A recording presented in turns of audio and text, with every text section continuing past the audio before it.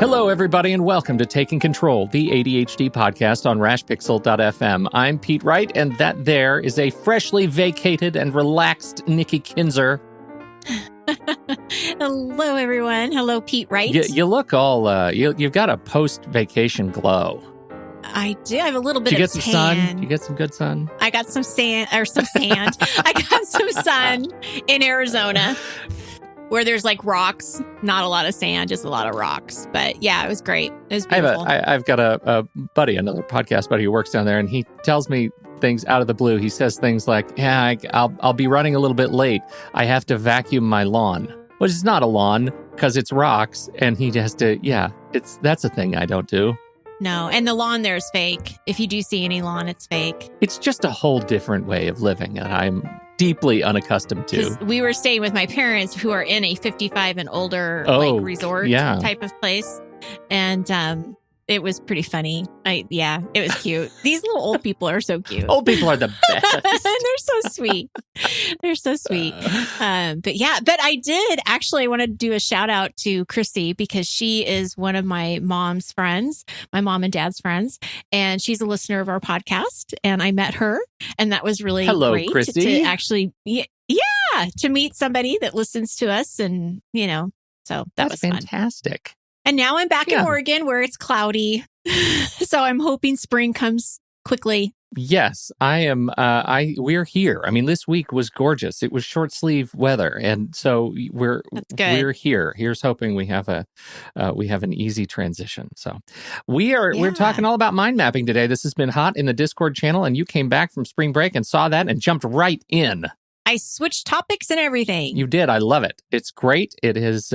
Always a great opportunity to step back and talk about something that I'm personally a fan of and technology that I use that I don't think we've talked about it in the past and a long, long time ago. It's been too long. Before we do that, head over to TakeControlADHD.com. You can get to know us a little bit better. You can listen to the show right there on the website or subscribe to our mailing list, and we'll send you an email each time a new episode is released. And, I don't talk about this. You also can find the show in any of the big podcast directories. We're pretty much everywhere. And there are some new ones that are always popping up. So I think the newest one that I'm starting to see show up in our analytics is Radio Public, which is a lovely little podcast app. And that is one that actually does support us monetarily. So I want to say that up front. When you listen to it, they just run house ads, their own ads, in the feed, so between shows. So you'll listen to the show, and then you'll hear a Radio Public ad, a short ad, and then you'll hear another show. And if you listen to that ad, that sends us like 2 cents. Huh. 2 cents. That's per awesome. Listen. So, hey, 2 cents. I have mixed feelings about it, but one of the things I like is the people behind it are quality people, and they love podcasting. And this was an app that was purchased by kind of a consortium of the podcast networks and I think they're working hard to do good things. So if you are looking for a podcast app, if you're not deep into iTunes or Spotify, check out Radio Public. It's a fine little app, and it does, disclosure, support the show monetarily directly. So that's it. You can also connect with us on Twitter or Facebook at Take Control ADHD. We start out with a question. The first question is from Jennifer, and Jennifer writes us, she says, great podcast on students and studying. I have another question along the same lines. Any advice on taking standardized tests, specifically the PRAXIS for teachers? It isn't the same as having a class on one subject with one book and one professor and one studying guide. Thanks. Do you know anything about the PRAXIS exam? I know nothing. And I feel bad because I would love to be a resource for her, but I am not one. I don't know. I don't know what it is. I don't know.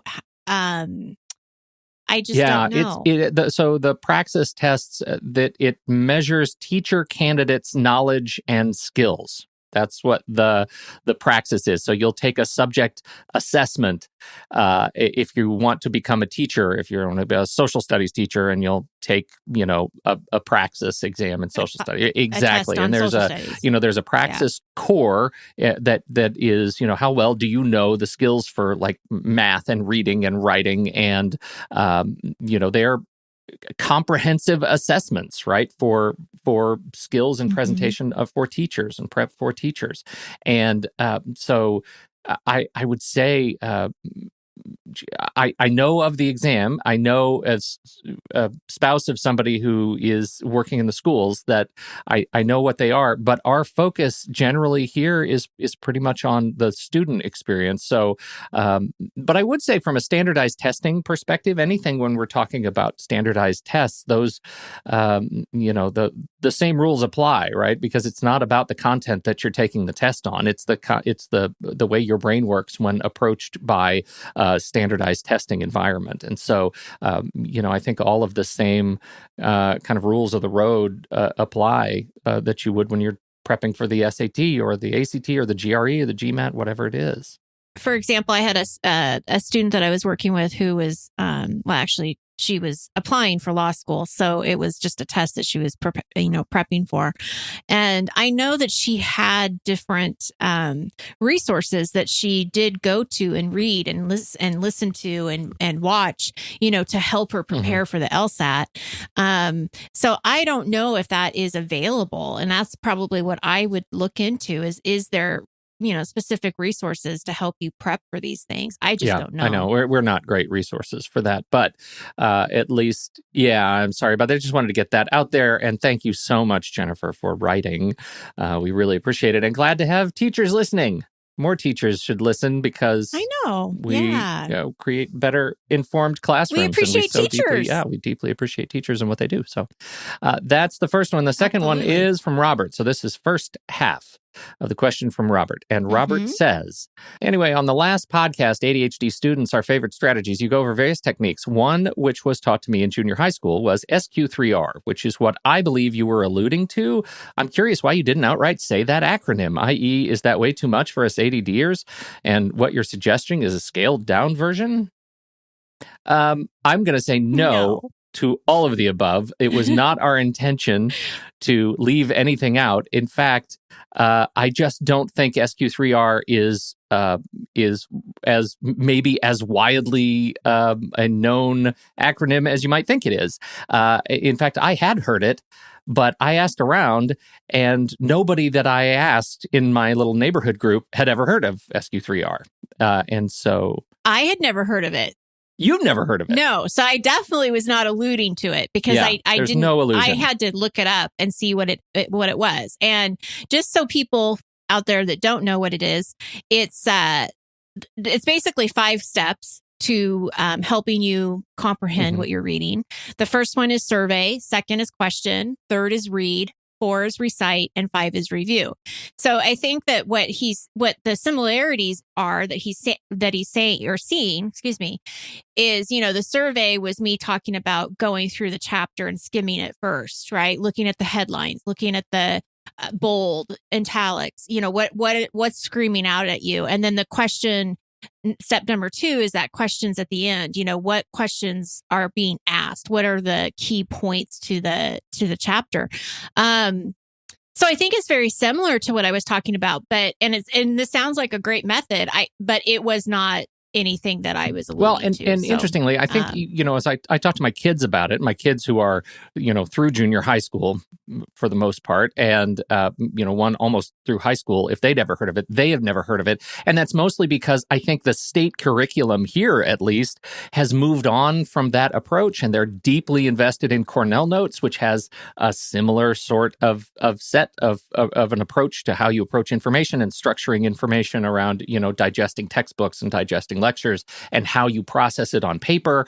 And so they've kind of moved on, and they started Cornell Notes in 6th grade. And so there was this acronym is they've moved on to new acronyms, right? And so, it's just another approach. So the next question he has is going to lead us right into our main topic. So before we dig into that, I want to tell you that this podcast is brought to you by you, listeners of the ADHD podcast, and most specifically, listeners who've decided to visit patreon.com/the ADHD podcast and support us with your hard-earned dollars. It is those dollars that help to keep us afloat every single month. It is those dollars that pay for hosting, pays for the equipment, pays for transmission of bits across the internet to make sure it reaches you anywhere you are around the world. It pays directly for transcriptions, complete transcriptions that are now brought to you by patrons who are supporting the show every single week. So we deeply appreciate your willingness to jump in, to support the show, to be a part of this fantastic community. What you get in return, you get more of this show. You are fueling the long-term production of the ADHD podcast to act hopefully as a resource to those who are living with ADHD for the rest of their lives. That's what we have big ambitions. But you also get to join the ADHD Discord chat server, where you have chat channel rooms for all kinds of wonderful topics, from medication to just ADHD support and accountability, and the community has brought about live study halls and book groups, and it has just become an incredible resource and a source of great joy, I know, every time I jump in that group. So thank you to those who support us via Patreon, and thank you in advance to those who have yet to do so. We look forward to welcoming you to the group. Nikki Kinzer, we need to talk about mind mapping. So this was another question from Robert. He had asked why I hadn't mentioned the use of a mind map. And he asked this because he was not sure if he was using the mind map correctly. An example, taking notes on everything, and my branches he's taking notes on everything, and his branches tend to have paragraphs and aren't well organized. I'd love it if you guys could talk about this aspect of mind maps on the show. And first of all, I agree, Robert, this is a great strategy. And there wasn't really any specific reason why I didn't put it into the strategies before. It's just that I, due to time, it was like, okay, I'm going to pick my favorite ones. But this is also a really great one. It's so great that it actually deserves its own show. And I think he has a great point. And I think that's part of the sort of commentary that we ended up with, in the Discord group, which was about, am I doing this right? Am I approaching mind maps right? And I think it merits going back a little bit to, the conversations that we've had in part on this show about why mind maps. What's a mind map all about? What is it? How does it actually help you? So I think it'd be great for us to start with what the definition of mind mapping is. It is a way to organize your ideas, your thoughts, get them out of your head and onto some kind of visual diagram. It's a very non-linear way of getting to the point of, basically brainstorming, which is ADHD friendly, right? Because a lot of people don't think of things linear. They don't want to just have a list of things. They want to be able to branch out. So mind mapping is great for that. It's great for starting a new project because, again, it can give you that space to just brainstorm and think about things, breaking projects down into smaller steps, prioritizing, what's most important to what's not important or not as important. Now, because we're a podcast, I thought that I would give you more of a visual of what a mind map is. And I'm sure you'll put something in the show notes too that will show it. But if you think of a tree and then you think, okay, so the tree is the main idea or the title of the project. And then you've got these little branches that are coming out of the tree. And then you've got these little twigs that are coming out of the branch. Right.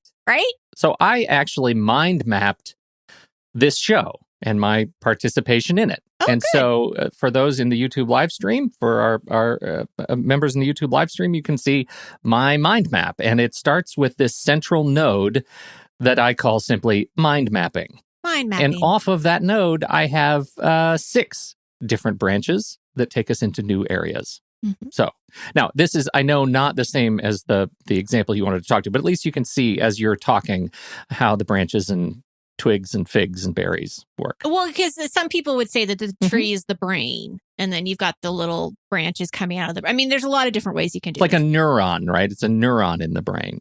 Right. Yeah. So just to kind of also take that example a little bit further, I'm going to use the project of organizing your home as the tree, right? Or as the brain. So that's the general category, is I'm going to be organizing my home. A branch would be organizing the kitchen, because that's kind of a subcategory.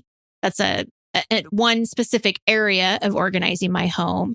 And then a twig could be organizing the pantry.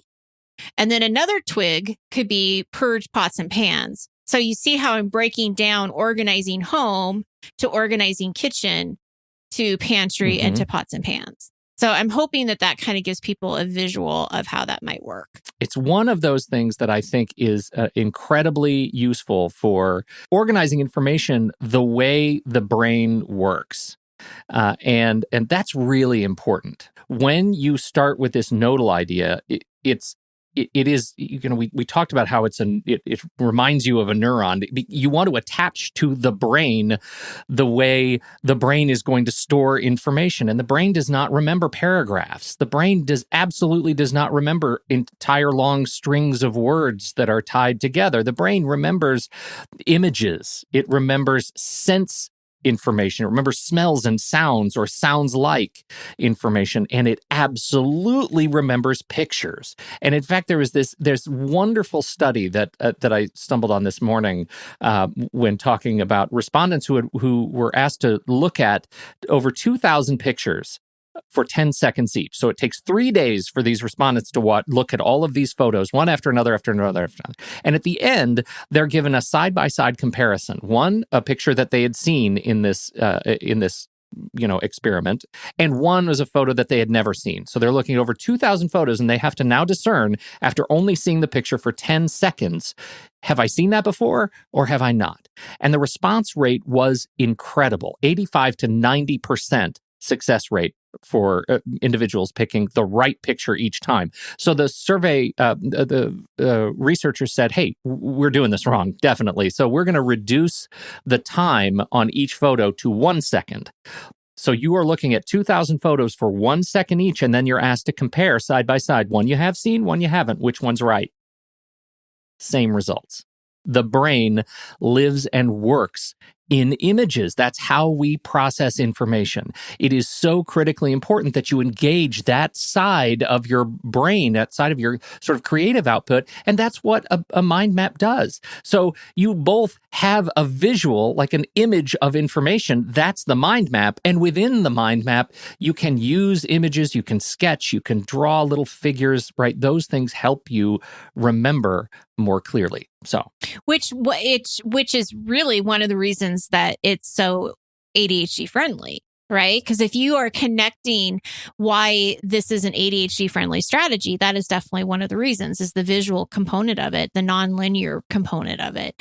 And I do think it stimulates that creativity, right? Like you said, it has it's open to whatever you want it to be, whether it's a symbol or whatever. So it engages you in breaking the project down. And if we look at with ADHD, if you're not engaged in something, it's not going to be as interesting and it'll be easier to avoid. So if this gives you some kind of way to engage yourself and make it a little bit more interesting, that's a really positive thing. Much more fun to do.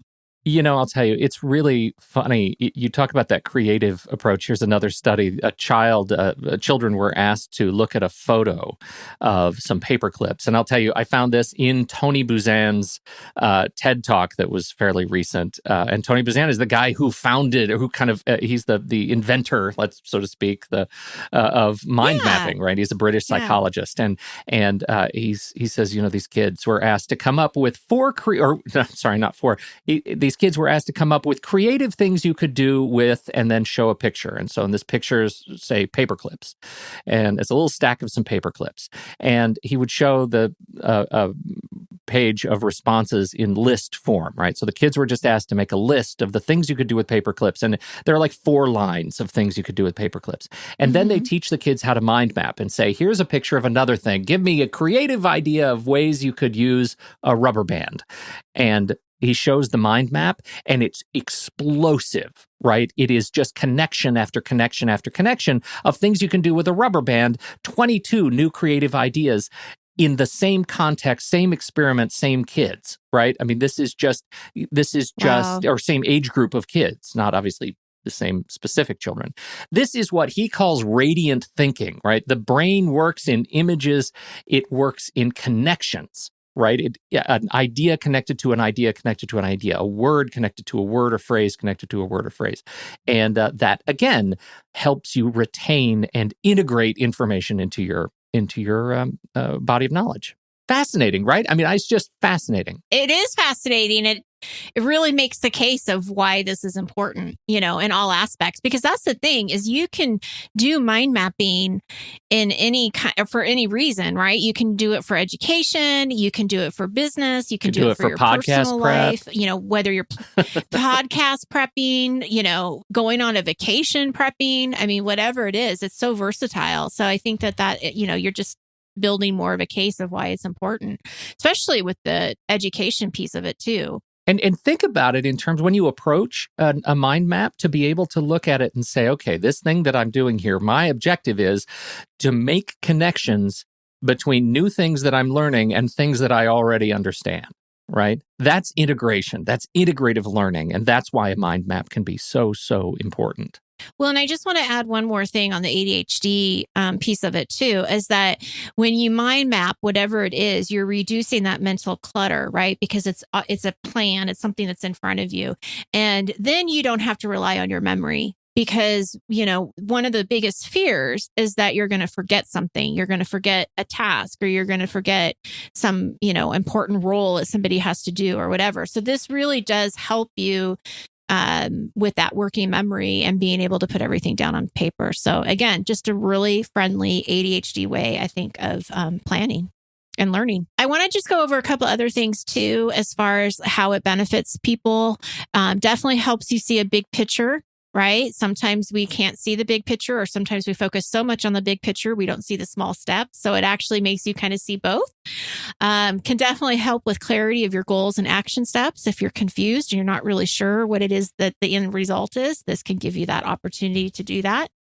Where have you used mind mapping? Apart from this morning, just today for this show.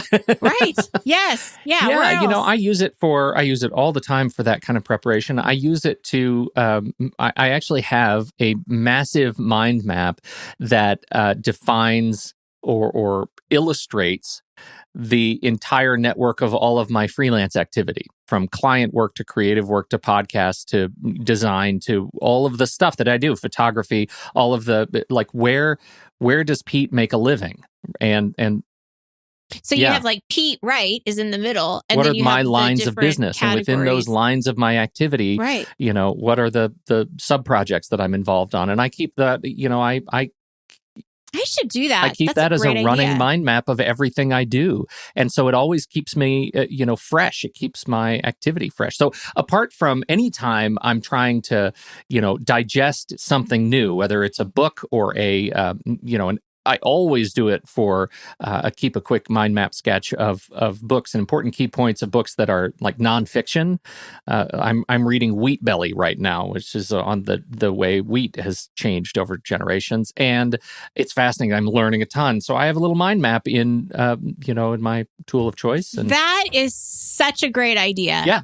You just gave me an aha moment. Good. Because how many times do you read a nonfiction book, and especially when it's in the, it's in your iPad, right? It's a digital book, and I'll highlight and I'll put things, I'll put little notes in there and stuff. But that is such a great idea, because now I could actually feel like I'm doing more with it, like having that mind map of these are the key things I want to work on. These are the key things that I want to remember. I love that. I'm going to do that. It's really fun. And especially, I love the way you can share quotes in the Kindle version of these apps, because you can highlight stuff and then you can export your highlights, right?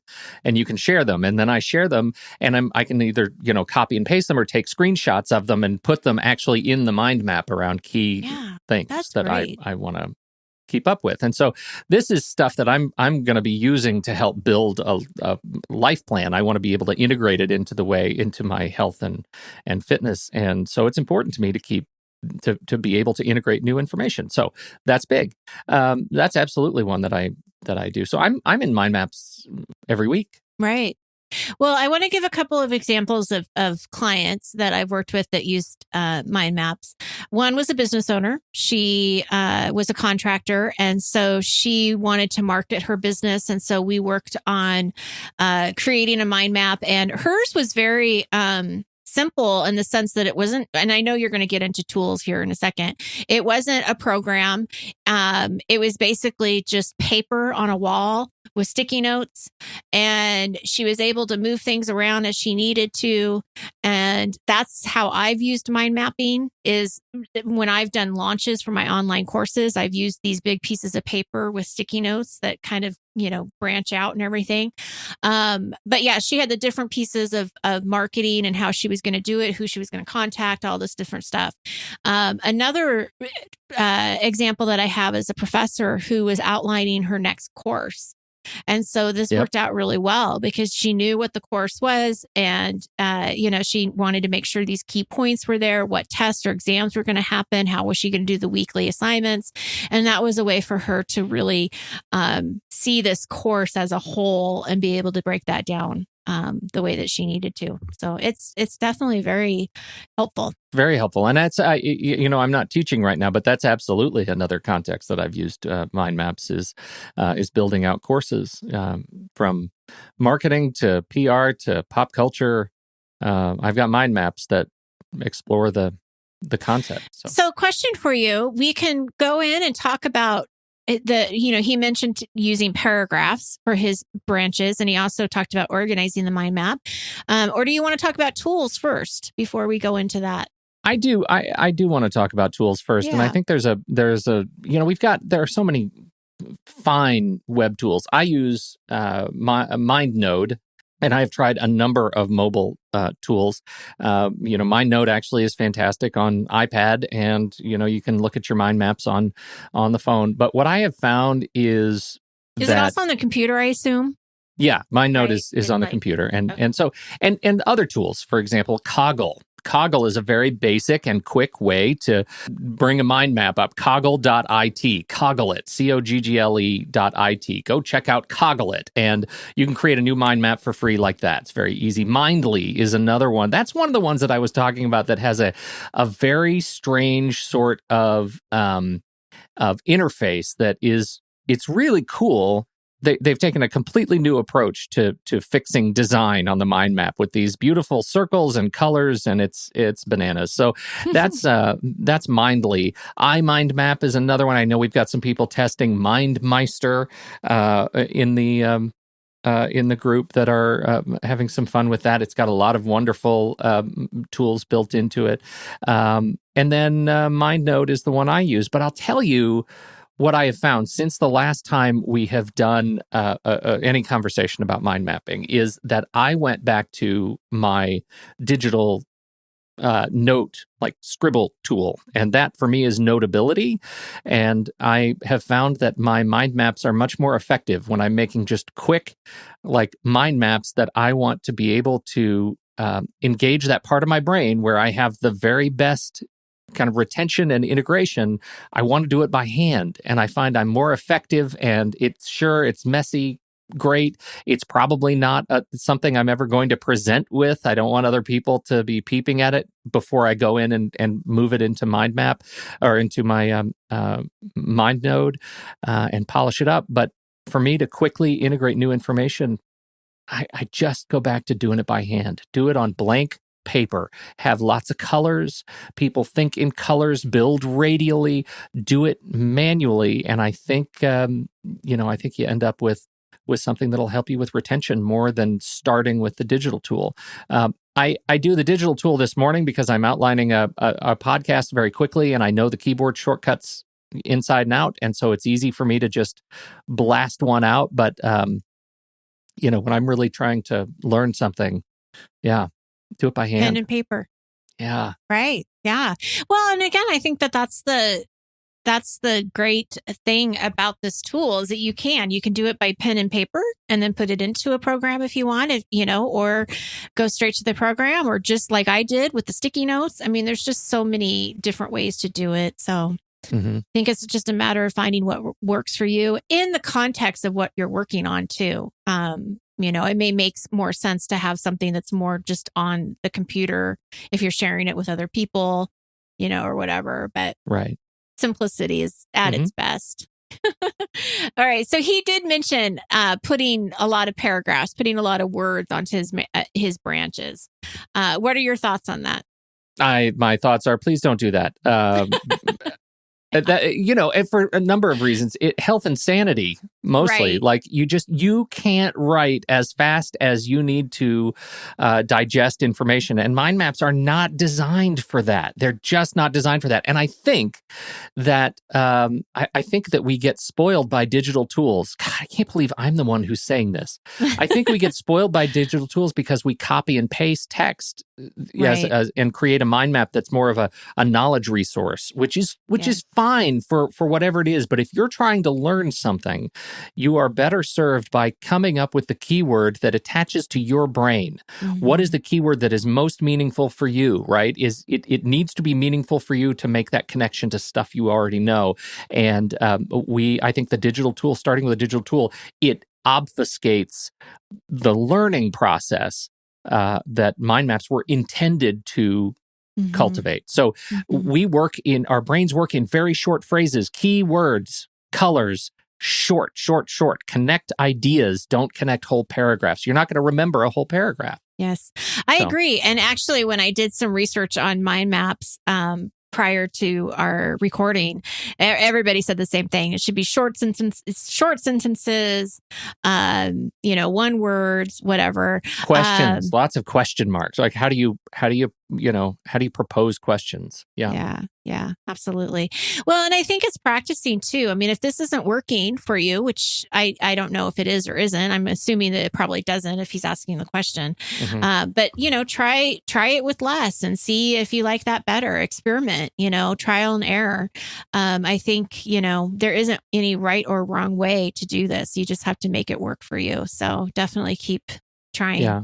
I think, when we started talking about executive functioning some years ago, right? I mean, this was all in an effort to figure out how to manage the sort of way you think about thinking, right? Metacognitive exploration. And a mind map is a key tool in helping you manage your own executive functioning, right? Excesses, right? You're managing the brain, and it allows you to explore, your memory, your retention, your integration through all your different sort of intelligences, as Tony Buzan calls them, your multiple intelligences: physical, mental, emotional, sensate, oral, right? What you hear, all of those different things can be attached here if you just focus on coming up with keywords that identify what you're trying to connect to.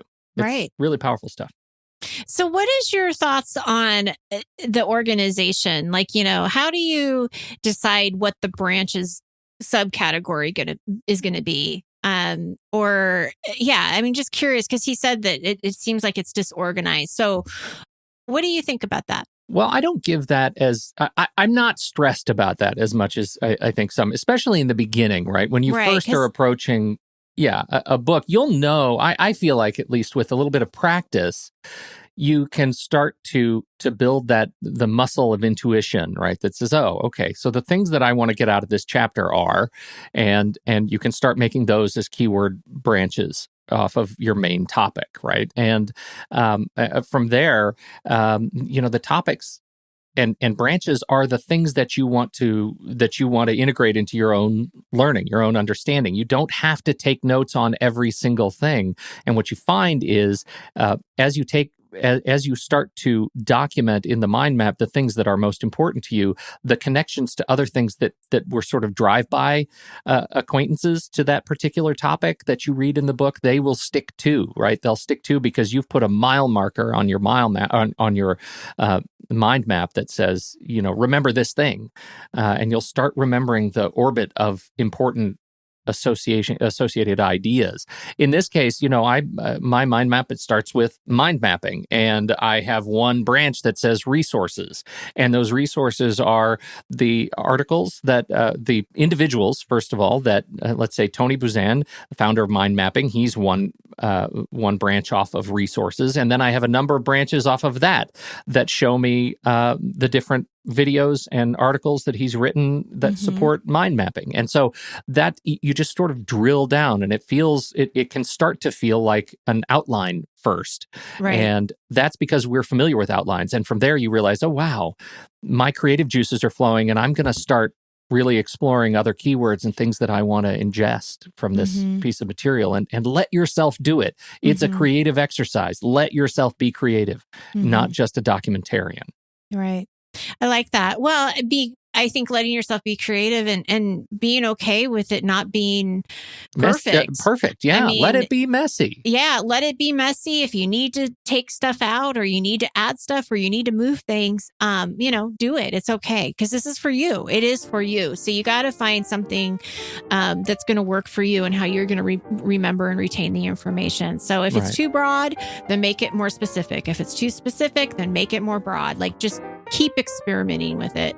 That's mind mapping. That's mind mapping. How'd we do? You feel good? Yeah, I think it's great. I do too. I love this tool. It's a fun topic to explore, and a good reminder, even for me as we go through this process, as somebody who mind maps pretty regularly, it's a good reminder of, when I let my things get out of hand, let my nodes get out of hand, it's good to be able to go back and flesh those out. So thank you, everybody, for downloading and listening to this week's show. We sure appreciate your time and your attention. On behalf of Nikki Kinzer and all of our fantastic guests who wrote in with questions, we sure appreciate your time and attention. We'll catch you next week right here on Taking Control, the ADHD podcast.